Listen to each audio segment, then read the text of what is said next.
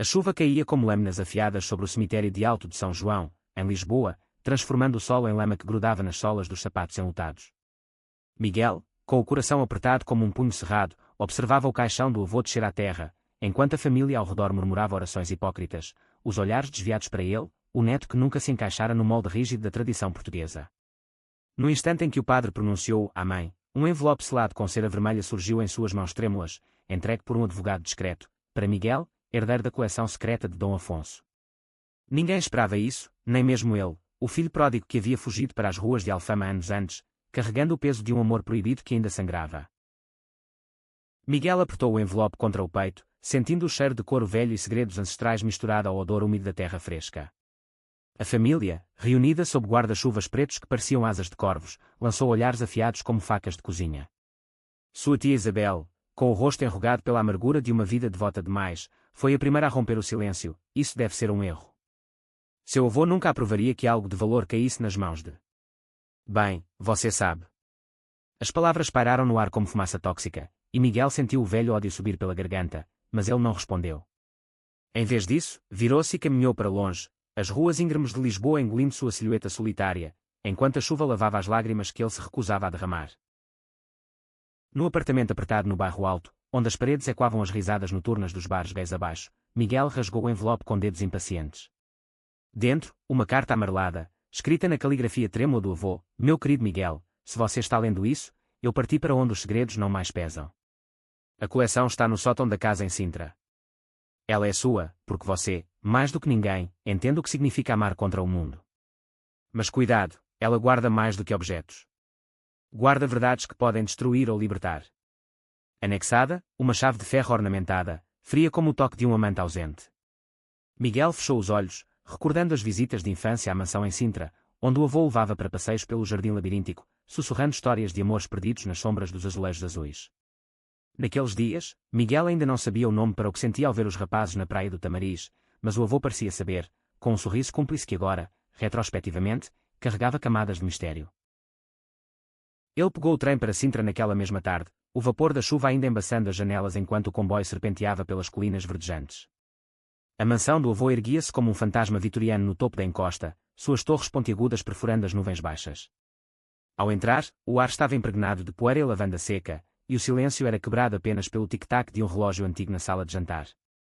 Subindo as escadas rangentes até o sótão, Miguel sentiu um arrepio percorrer a espinha, não de medo, mas de antecipação.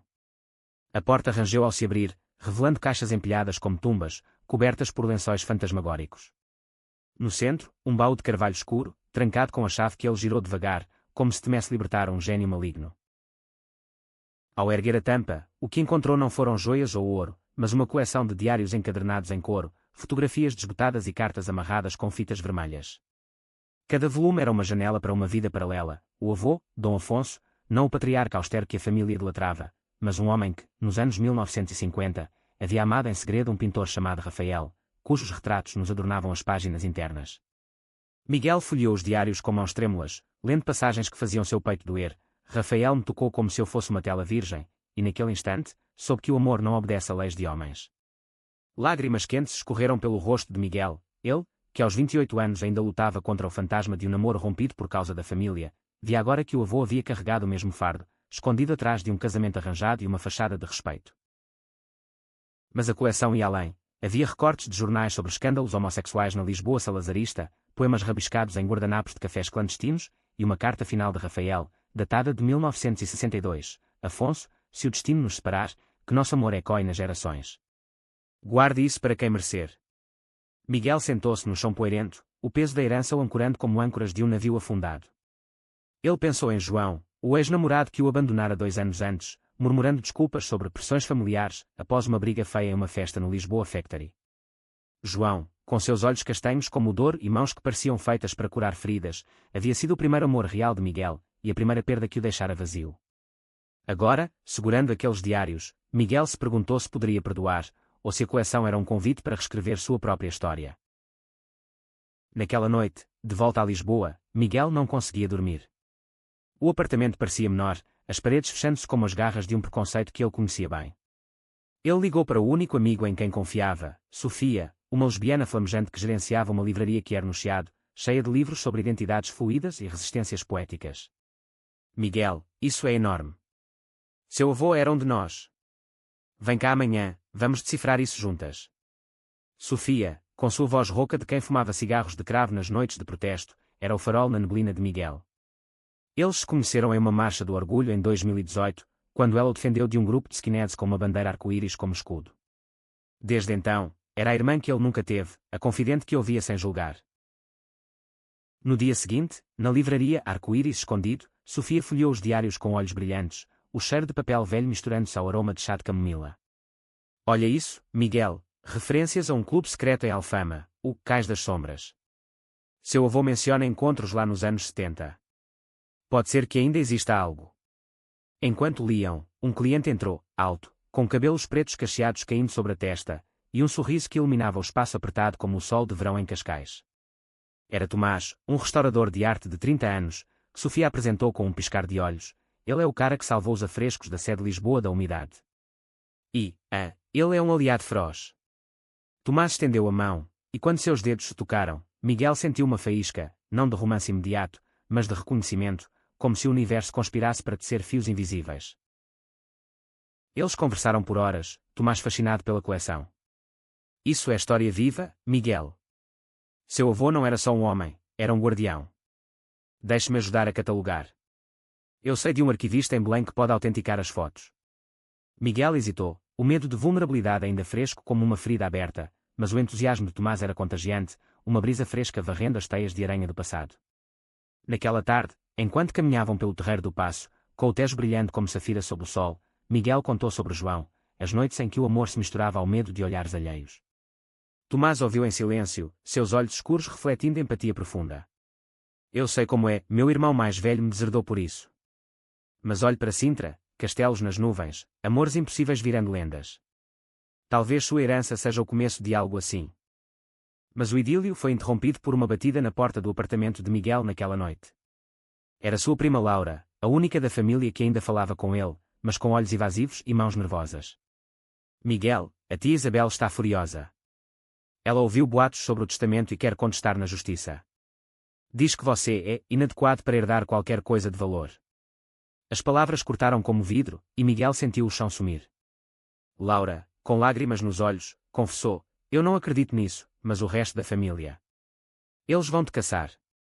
E há mais, encontrei isso na casa do avô. Ela entregou uma foto antiga, de Dom Afonso jovem abraçando um homem de traços finos, Rafael, sem dúvida. No verso, uma nota, nunca conta a Isabel. Ela destruiria tudo. O conflito explodiu como uma tempestade atlântica. No dia seguinte, advogados da família enviaram uma carta formal, exigindo acesso à coleção para avaliação. Miguel, em pânico, escondeu os diários em um cofre alugado no bairro Alto, mas o stress o consumia. Ele começou a ter pesadelos com o avô, sussurrando advertências nas sombras do Palácio da Pena. Sofia e Tomás formaram uma frente unida. Vamos contra-atacar, disse Sofia, organizando uma reunião com ativistas da ILGA Portugal. Tomás, por sua vez, mergulhou na pesquisa, descobrindo que o Cais das Sombras era um código para uma rede subterrânea de apoio a homossexuais durante a ditadura, e que Dom Afonso havia sido um membro-chave, financiando fugas para exilados. Enquanto isso, o romance entre Miguel e Tomás florescia devagar, como as flores de jasmim em uma varanda lisboeta. Um jantar em um restaurante escondido no Príncipe Real, com velas tremulando e fado ao fundo, onde Tomás confessou seu próprio segredo. Eu cresci uma aldeia no Alentejo, onde ser gay era sinônimo de maldição. Meu primeiro amor acabou em tragédia, ele se suicidou por causa da rejeição familiar. As palavras pairaram pesadas, e Miguel, tocando a mão de Tomás sobre a mesa, sentiu uma conexão visceral, um laço forjado no fogo da dor compartilhada. Mas o beijo que se seguiu, suave como o vinho do Dão, foi interrompido por uma ligação de João. Miguel, eu vi o obituário do seu avô. Podemos nos encontrar? Preciso te dizer algo importante. O reencontro com João aconteceu em um café no Rossio, sob o olhar vigilante da estátua de Dom Pedro IV. João, mais magro e com olheiras profundas, parecia um eco do homem que Miguel amara. Eu errei, Miguel. Fugir foi covardia. Mas agora. Eu descobri que sou HIV positivo. E pensei em você o tempo todo. A revelação caiu como um raio, misturando culpa, pena e resquícios de amor. Miguel, dividido, confidenciou a Tomás naquela noite, caminhando pelas ruelas de Madragoa. Eu o perdoo, mas não o amo mais. Você me mostrou isso. Tomás sorriu, aliviado, mas o destino tinha mais curvas. Na manhã seguinte, um intruso arrombou o cofre, roubando metade da coleção, as cartas mais incriminadoras. A caçada começou. Miguel, Tomás e Sofia rastrearam pistas até uma casa de leilões em Porto, onde itens semelhantes apareciam no mercado negro. Viajando de trem noturno, com o mimo desfilando como um tapete verde, eles confrontaram o ladrão. Surpreendentemente, era o advogado do avô, comprado pela tia Isabel para sabotar o testamento. Ela quer vender tudo para purificar a memória da família, confessou ele, quebrado pelo remorso. No confronto tenso em uma adega do vinho do Porto, Miguel recuperou os itens, mas não sem custo. Tomás levou um soco no rosto, o sangue manchando as pedras antigas como vinho derramado. De volta a Lisboa, o clímax se aproximou com uma audiência judicial no Tribunal de Sintra. A família, liderada por Isabel, acusava Miguel de falsificação, pintando-o como o vilão decadente. Mas Miguel, com voz firme como as muralhas de Óbidos, apresentou as evidências, os diários, as fotos, testemunhos de ativistas que confirmavam a rede do avô. Meu avô não deixou uma coleção, deixou um legado de coragem. E eu o honrarei, não apesar de quem sou, mas por causa disso. Isabel, confrontada com a foto de Rafael, desabou em soluços, revelando seu próprio segredo. Eu sabia do amor do pai. E o odiei por isso, porque ele me ensinou a odiar em mim mesma. A revelação, ela havia suprimido um amor lésbico na juventude, quebrou o ciclo de ódio, e o juiz, tocado, validou o testamento. Nos meses seguintes, a coleção foi exposta em uma galeria no MAD, atraindo multidões e manchetes, o legado escondido de Lisboa, amores proibidos revelados. Miguel e Tomás, agora inseparáveis, caminhavam pelo Tejo ao pôr do sol, mãos entrelaçadas sem medo. Sofia organizou um podcast sobre a história, com o ícone de áudio e quando as vozes do passado. E em uma noite de lua cheia em Sintra, Miguel enterrou uma carta simbólica no jardim do avô, obrigado por me ensinar a herdar não só objetos, mas liberdade. O amor, afinal, não era segredo, era a luz que dissipava as sombras. Mas a vitória na corte foi apenas o começo de uma tempestade mais sutil, uma que Miguel não previra, o peso da fama repentina. Jornais como o Público e o Diário de Notícias estampavam sua foto ao lado de manchetes sensacionalistas, o neto gay e o tesouro que era de um aristocrata português, e as ruas de Lisboa, outrora anônimas, agora sussurravam seu nome.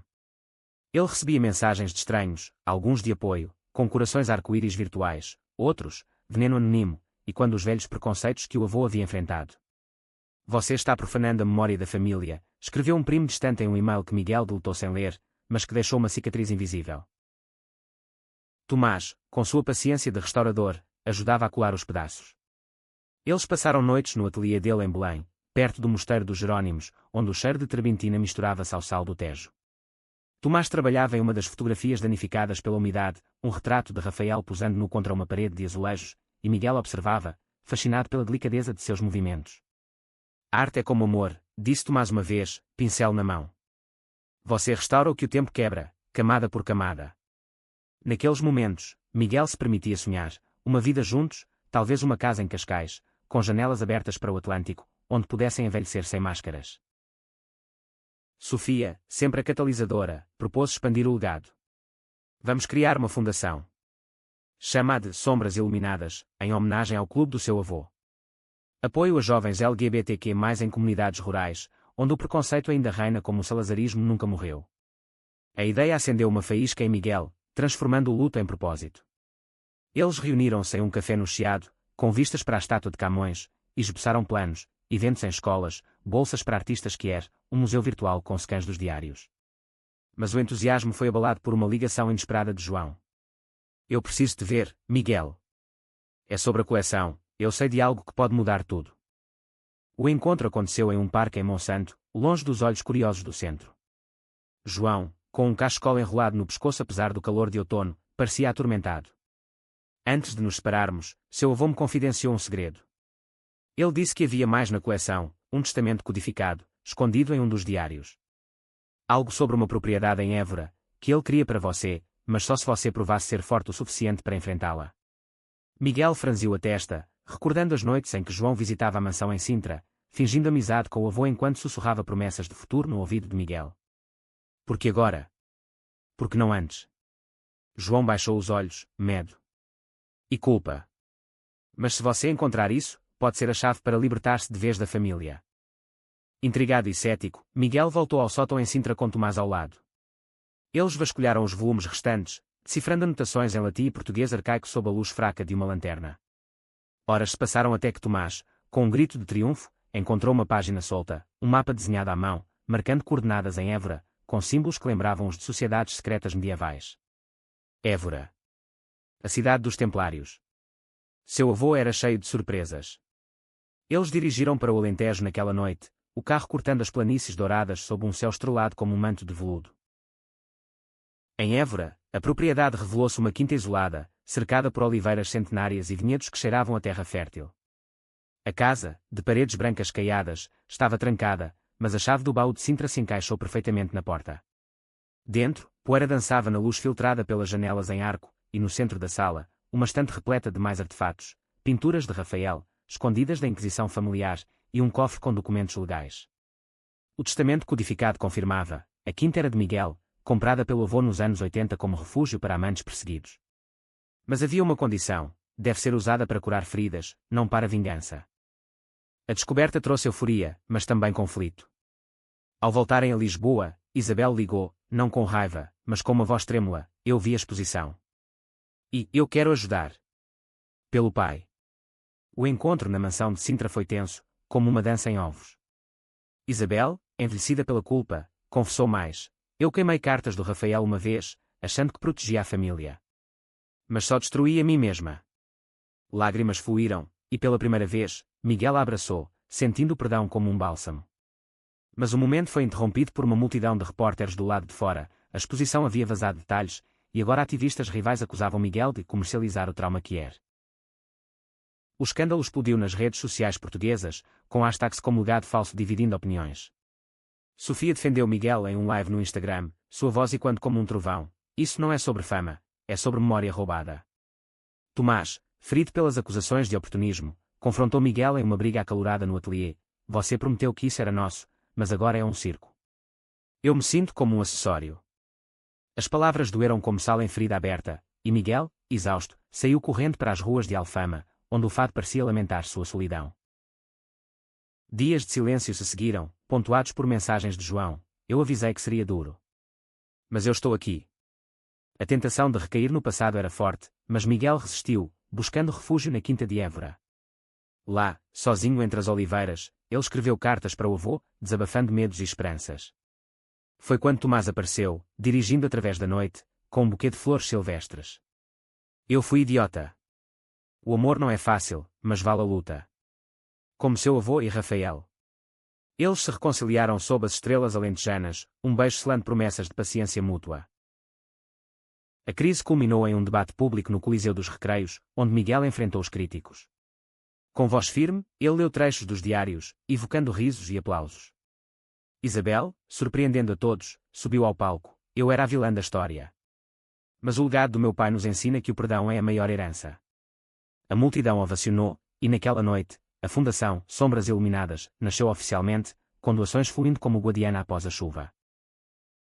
Com a fundação em pleno vapor, Miguel mergulhou em um ritmo frenético: reuniões com doadores em hotéis boutique do Chiado, workshops em escolas do interior, e viagens para recrutar voluntários em Faro e Coimbra. Tomás, equilibrando seu trabalho de restauração com o papel de parceiro, tornava-se o pilar silencioso, cozinhando bacalhau à brás nas noites exaustivas e massageando as tensões das costas de Miguel. Seu amor crescia orgânico, como as eras subindo pelas paredes da Sé, entrelaçado com risos compartilhados sobre anedotas do avô e sonhos de viagens à Itália, terra dos renascentistas que tanto inspiravam Rafael. Mas o passado, teimoso como as neblinas matinais do Tejo, não se deixava esquecer. Uma carta anônima chegou à fundação: você acha que sabe tudo. Há um diário que o avô escondeu de você, o de Rafael. Ele revela traições que abalarão sua fé. Assinada apenas com um fantasma do cais, a missiva gelou o sangue de Miguel. Ele confrontou o advogado do avô, que jurou inocência, mas o dano estava feito, dúvidas rastejavam como serpentes no Éden. Sofia, pragmática, contratou um investigador particular, um ex-policial que era de Setúbal, conhecido por desvendar casos de discriminação no trabalho. Enquanto isso, João reaparecia nas margens da vida de Miguel, voluntariando-se para a fundação como conselheiro de saúde. Sua presença era um lembrete ambíguo: o homem que o quebrara agora ajudava a curar outros, com palestras sobre sorodiscordância em relacionamentos. Eu mudei, Miguel, disse ele uma tarde, enquanto arrumavam folhetos em uma feira no Lisboa Factory. E você me inspirou a isso. Tomás, notando a química residual, sentiu ciúmes mordazes, levando a uma discussão sussurrada em um beco grafitado. Ele é o passado, eu sou o futuro. Porque deixa ele orbitar. Miguel, dividido, prometeu limites, mas o coração humano é um labirinto, e os caminhos se cruzam inesperadamente. O investigador trouxe novidades em uma noite chuvosa. O fantasma era ninguém menos que o primo de Miguel, Eduardo, um homem amargurado que trabalhava como colecionador de antiguidades em Coimbra. Eduardo, invejoso do Spotlight, havia roubado fragmentos da coleção meses antes e agora chantageava para lucrar com leilões privados. Eles o confrontaram em uma taverna sombria perto da Universidade de Coimbra, onde o cheirava a vinho verde e segredos acadêmicos. Eduardo, bêbado e defensivo, cuspiu veneno. Seu avô era um hipócrita. Ele traiu Rafael com outro homem, um padre, imagine. O diário prova isso. Ele atirou um caderno cerrado na mesa, e Miguel o abriu com mãos trêmulas. As páginas de Rafael, escritas em tinta desbotada, narravam uma dor crua. Afonso prometeu eternidade, mas encontrou consolo nos braços do padre Manuel durante minha doença.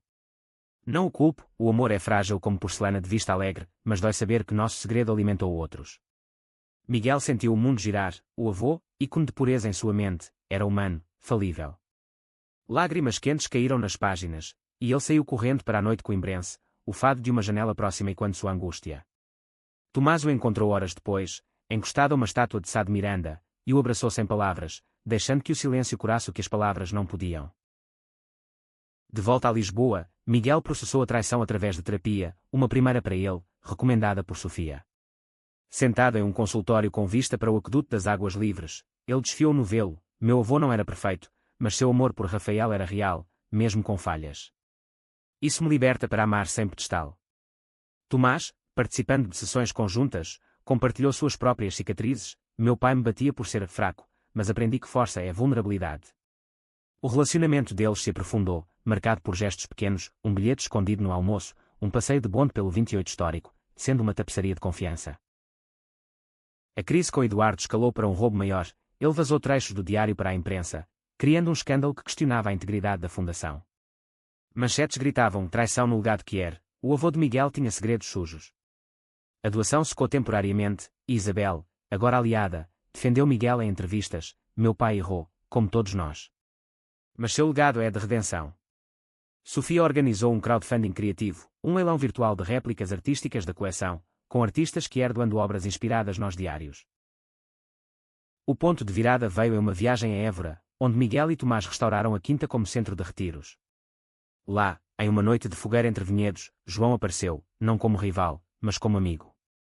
Eu encontrei isso no meu antigo apartamento, disse, entregando uma carta de Rafael para Afonso. Perdão é o maior amor. Cuide do que resta de nós. O gesto dissolveu o último resquício de tensão, e os três brindaram com vinho alentejano, transformando rivais em aliados. A fundação renasceu mais forte, com o diário de Rafael incorporado à exposição como capítulo de humanidade, não de escândalo. Miguel, em um discurso no Período de Lisboa, declarou: amor não é perfeito, é persistente. Como o Tejo, que corre apesar das pedras. A multidão rugiu, bandeiras ondulando como ondas, e Tomás, ao seu lado, sussurrou: nosso rio ainda tem muito a percorrer. O sucesso da fundação trouxe aliados inesperados, incluindo uma curadora do Museu Nacional de Arte Antiga, que propôs uma exibição conjunta, Amores Ocultos, da Renascença ao Rainbow. Miguel e Tomás passaram semanas em reuniões no museu, admirando pinturas de Caravaggio com temas homoeróticos escondidos em camadas de sombra e luz. Veja como ele codificava o proibido, disse a curadora, e Miguel viu paralelos com os diários do avô, arte como resistência, amor como rebelião. Mas a calmaria foi rompida por uma ameaça pessoal. Sofia recebeu uma intimação. Como lesbiana abertamente ativista, ela era alvo de uma lei retrógrada sendo proposta no Parlamento, visando restringir propaganda queer em escolas. Eles usam minha visibilidade contra mim, confidenciou ela a Miguel em um bar de fado no Bairro Alto, onde a voz rouca de uma fadista cantava de saudades perdidas. Miguel, sentindo o peso coletivo, mobilizou a fundação, petições online, protestos pacíficos no Rossio, parcerias com grupos feministas em Porto. Tomás contribuiu desenhando posteres, silhuetas diamantes entrelaçados contra o fundo de azulejos portugueses, que se tornaram virais. No meio do turbilhão, Miguel planejava uma surpresa para Tomás, um fim de semana em Sagres, no Algarve, onde o Atlântico encontrava a terra em falésias dramáticas. Eles dirigiram pela costa, parando em praias desertas para mergulhos gelados que lavavam as preocupações. Na pousada à beira-mar, sob um céu de estrelas como confetes, Miguel propôs: vamos oficializar isso. Não casamento, ainda, mas um compromisso, como o dos nossos avós secretos. Tomás, emocionado, aceitou com um anel simples de prata, gravado com Cais das Sombras. O momento foi puro, interrompido apenas pelo som das ondas, um hino natural à sua união. De volta, o ativismo intensificou-se. Sofia liderou uma marcha de 10.000 pessoas pelo Tejo, com Miguel carregando uma réplica do baú do avô. Mas o conflito veio de dentro. João, agora conselheiro-chefe de saúde, propôs expandir para testes HIV em comunidades rurais, mas Tomás questionou os métodos. Ele é impulsivo demais, pode expor pessoas vulneráveis. A tensão cresceu em uma reunião tensa na livraria de Sofia, onde vozes se elevaram como o vento siroco.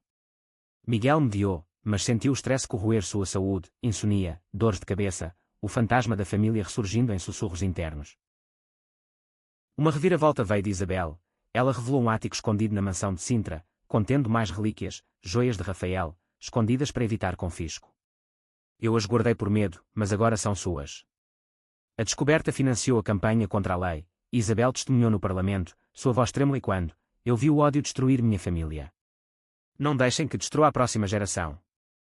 A lei foi derrotada por uma margem estreita, e Sofia, em lágrimas, abraçou Miguel: você nos salvou, como seu avô faria.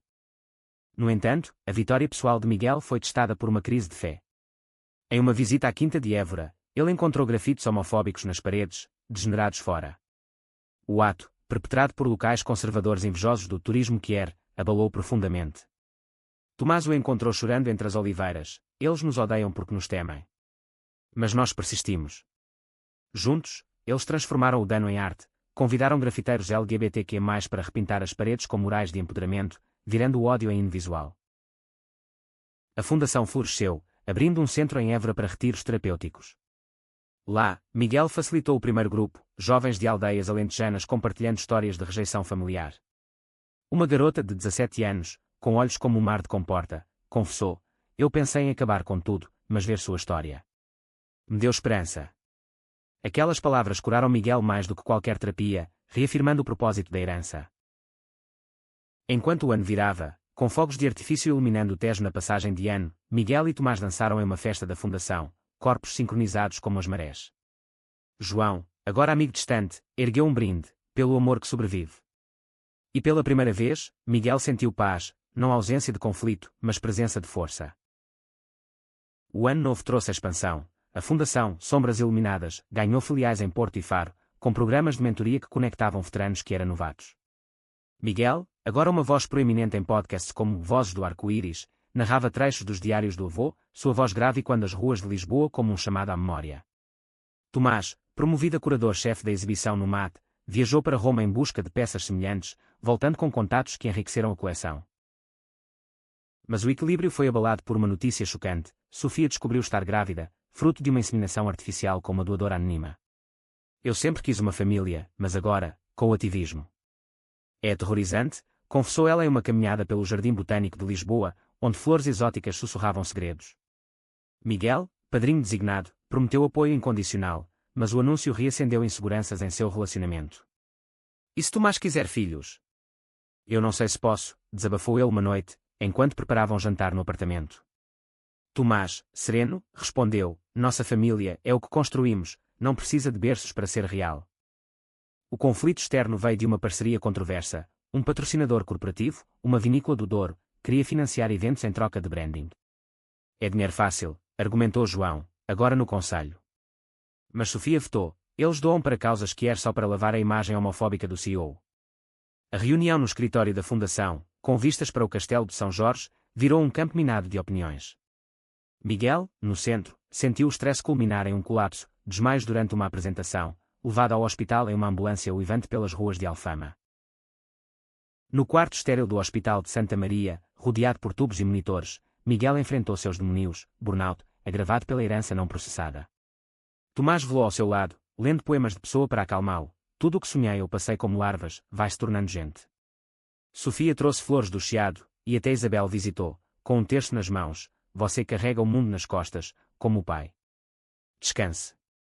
João, surpreendendo, organizou uma rede de apoio, coordenando visitas de voluntários. Recuperando-se na Quinta de Évora, Miguel iniciou um sabatical forçado, plantando oliveiras com Tomás como terapia simbólica, raízes profundas para um futuro estável.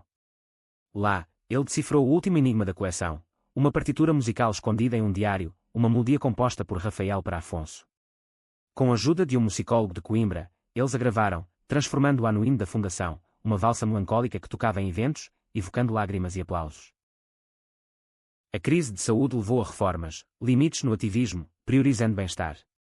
Sofia, com a barriga crescendo, assumiu a liderança temporária, sua energia maternal infundindo nova vitalidade. Meu bebê vai nascer lutando, brincou ela em uma ultrassom compartilhada, onde Miguel e Tomás viram milagre em pixeles pretos e brancos. Uma reviravolta romântica veio em uma gala de gala no Convento do Carmo, durante um leilão beneficente. Tomás subiu ao palco e, de joelhos, renovou o compromisso. Miguel, você herdou segredos, eu herdo seu coração. Case comigo. O salão explodiu em vivas, e Miguel, com lágrimas, disse sim, selando com um beijo sob os arcos góticos restaurados.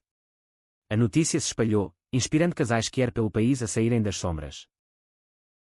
Mas nem tudo era rosas. Eduardo, o primo traidor, processou a fundação por difamação, alegando que as exposições o retratavam como vilão.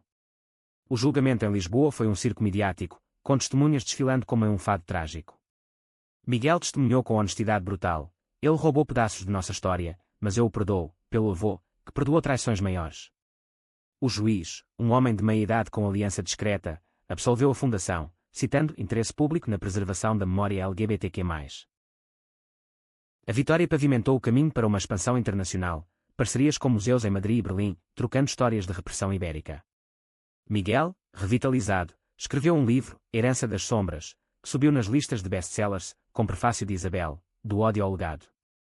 O casamento de Miguel e Tomás aconteceu em uma primavera florida na Quinta de Évora, com o Alentejo vestindo-se de verde e ouro como um tapete nupcial natural.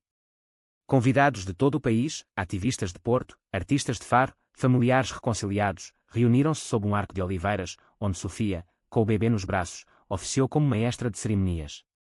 Vocês dois, como o Tejo e o Douro, convergem em um mar de amor, disse ela, voz embargada. Os votos foram sussurrados. Miguel prometeu honrar seus segredos como honra os do avô, Tomás, restaurar cada rachadura que o mundo fizera em nós.